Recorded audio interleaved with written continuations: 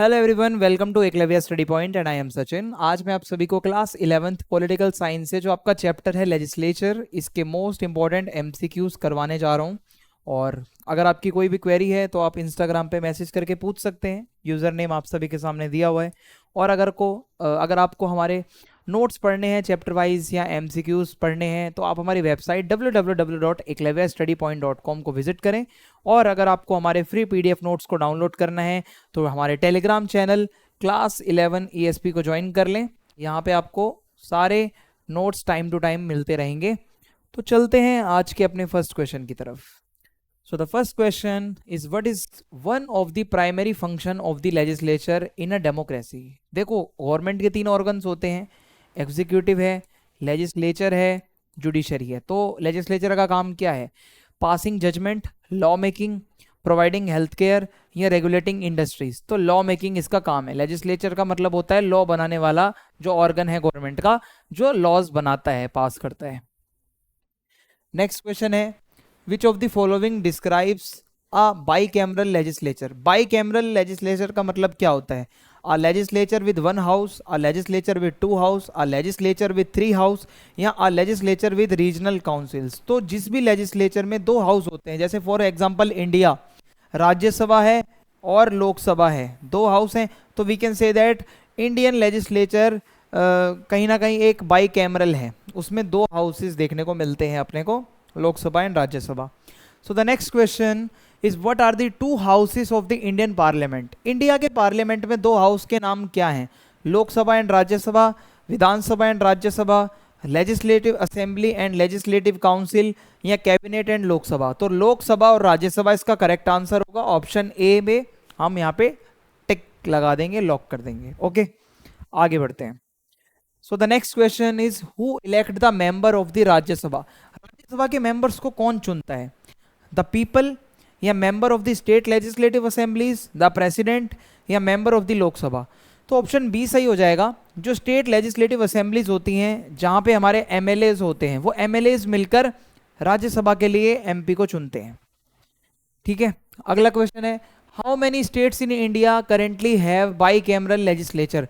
कितने ऐसे स्टेट्स हैं इंडिया में जहां बाइकैमरल लेजिस्लेचर है, जहां पे 2 हाउसेस हैं, स्टेट के अंदर बात की जा रही है। ठीक है, सो इसमें आपके 6 स्टेट्स हैं ऐसे।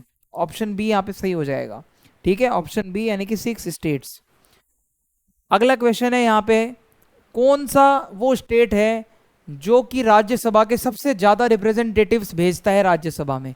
सिक्किम, बिहार, उत्तर प्रदेश या गोवा। तो Uttar Pradesh obviously because of its population. ठीक है, so option C will be correct here. आगे बढ़ते हैं। Which of the following functions is not a function of the parliament. इनमें से वो कौन सा ऑप्शन है जो पार्लियामेंट का एक फंक्शन नहीं है? Legislative function, financial control, judging criminal cases या कंट्रोलिंग ऑफ द एग्जीक्यूटिव। तो option C will be correct here because parliament is not responsible for judging the criminal cases. ठीक है, सो ऑप्शन सी यहाँ पे अपना सही हो जाएगा। तो कौन करता है ये फिर जजिंग? ये जुडिशरी करती है। The Lok Sabha is directly elected by the people for a term of how many years. Lok Sabha में जो हम इलेक्ट करते हैं वो कितने साल के लिए होता है? 2, 5, 6 या 3? तो 5 साल के लिए, 5 ईयर्स के लिए इनका टेन्योर होता है, जो अपने एमएलए जो अपने लोकसभा के एमपीज होते हैं।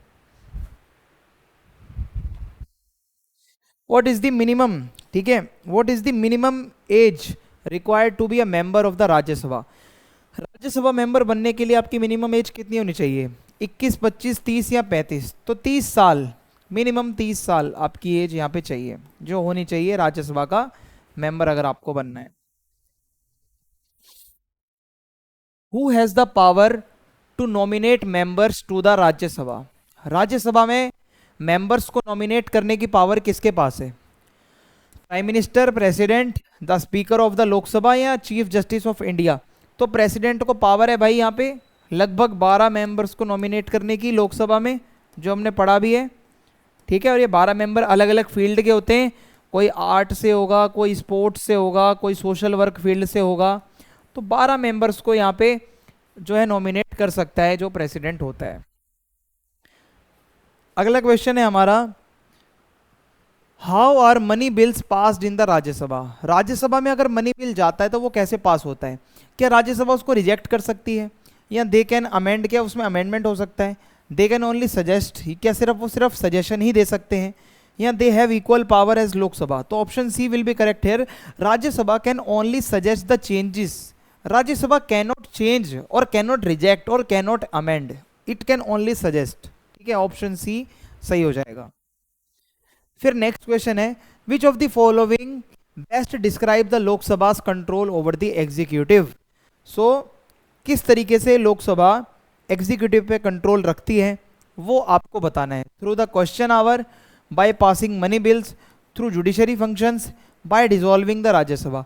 तो यहाँ पे क्वेश्चन आवर होता है, क्वेश्चंस का आवर, एक ऐसा टाइम जहाँ पे सभी एमपी एक दूसरे से क्वेश्चंस कर सकते हैं, खासकर अपोजिशन वाले गवर्नमेंट से क्वेश्चन करते हैं वहाँ पे। सो एक कंट्रोल बना रहता है। फिर है, what is the maximum period for which a bill can be delayed by the Rajya Sabha? Rajya Sabha में अगर कोई बिल है तो वो मैक्सिमम कितने दिन के लिए डिले हो सकता है? 14 दिन के लिए, या फिर 1 महीने के लिए, 6 महीने के लिए, या 1 साल के लिए? तो 14 days will be the correct option here. ठीक है। फिर है, in the event of a deadlock between the two houses of parliament what mechanism resolve the issue? अगर एक डेडलॉक हो जाता है भाई, डिसीजन नहीं बन पा रहा है दोनों हाउसेस के बीच में, क्या होना है क्या नहीं होना, सो ऐसे में क्या होता है, कौन इसके अंदर मतलब फिर ये सॉल्व करता है? द प्रेसिडेंट इंटरवेन, क्या प्रेसिडेंट इंटरवेन करेगा, या एक जॉइंट सेशन बुलाया जाएगा फिर मेजोरिटी देखी जाएगी, या प्राइम मिनिस्टर डिसीजन लेगा, या सुप्रीम कोर्ट काम करेगी? तो इसके अंदर अगर आप देखोगे तो एक जॉइंट सेशन बुलाया जाता है, जॉइंट सेशन मिलकर फिर उस पर डिसीजन बनाएगा। ठीक है। फिर अगला क्वेश्चन है यहाँ पे हमारा, who presides over the joint session of parliament? अगर पार्लियामेंट का जॉइंट सेशन बुलाया गया है तो उसका प्रिसाइडिंग ऑफिसर कौन होगा, कौन कंट्रोल करेगा?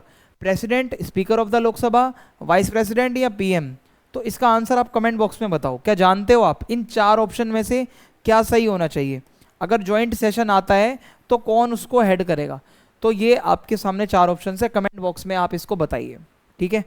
फिर इसके बाद आगे बढ़ते हैं अब हम। How many members of the Rajya Sabha are nominated by president? President कितने मेंबर्स को नॉमिनेट करता है? 10, 12, या फिर 13 या 14? तो 12 members are nominated by president, as we already discuss this topic earlier. ठीक है। फिर उसके बाद नेक्स्ट क्वेश्चन है, what happens if the Rajya Sabha does not approve a money bill within 14 days? अगर 14 डेज के अंदर राज्यसभा मनी बिल को अप्रूव नहीं कर रही है तो क्या होगा? क्या बिल रिजेक्ट होगा, या the bill is sent back to the Lok Sabha? क्या वो बिल वापस लोकसभा में आएगा, या वो बिल पास हो जाएगा, या नन? तो मनी बिल है तो भाई अप्रूवल ये दे ना दे वो तो पास होकर ही रहेगा, तो वो पास होगा। ऑप्शन सी यहाँ पे अपना सही हो जाएगा। ठीक है। फिर नेक्स्ट क्वेश्चन है, what is the primary role of the parliament's standing committee? Parliament की जो स्टैंडिंग कमेटी होती है उसका काम क्या होता है? इलेक्शन कंडक्ट करना, बिल की ड्राफ्टिंग करना, supervise the work of departments, या फिर अपॉइंट मिनिस्टर? तो ऑप्शन सी सही हो जाएगा। इस सुपरविजन का काम करती है, जो बाकी के डिपार्टमेंट्स होते हैं उस पर नज़र रखते हैं। ठीक है, स्टैंडिंग कमेटी, और सुपरवाइज करती है। फिर उसके बाद अगला क्वेश्चन है यहाँ पे हमारा, Which house of parliament has the power to introduce a no confidence motion?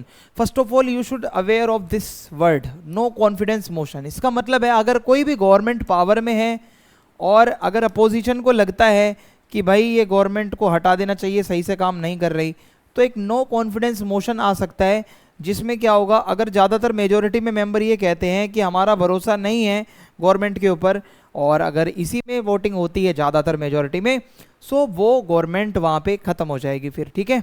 अब ये चीज़ होती कहाँ है, लोकसभा में, राज्यसभा में, या दोनों हाउसेज में, या नन?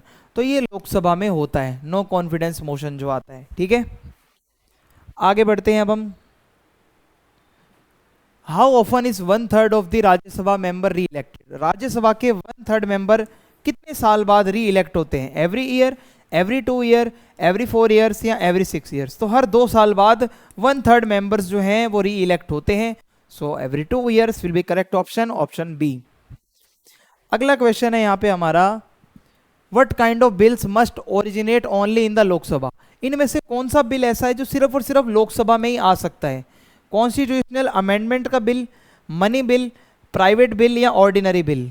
तो देखो बिल का मतलब क्या होता है, डॉक्यूमेंट जो आगे चल के एक लॉ बनता है जब प्रेसिडेंट उसको यस करता है। तो मनी बिल्स वो बिल होते हैं जो सिर्फ लोकसभा में आ सकते हैं, only and only introduced in Lok Sabha, ठीक है, राज्यसभा में मनी बिल नहीं आता। फिर अगला क्वेश्चन है, who can dissolve the Lok Sabha before it term and? Lok Sabha का टर्म होता है 5 साल का, लेकिन 5 साल से पहले उसको कौन डिसॉल्व कर सकता है? प्रेसिडेंट, स्पीकर, या राज्यसभा, या chief justice of India CGI? तो इसका सही आंसर होगा प्रेसिडेंट। प्रेसिडेंट चाहे तो लोकसभा को डिसॉल्व कर सकता है उसका टर्म पूरा होने से पहले ही। तो ये आपके कुछ मेन क्वेश्चंस थे, आप इसको करते हो तो आपकी प्रैक्टिस अच्छी हो जाएगी।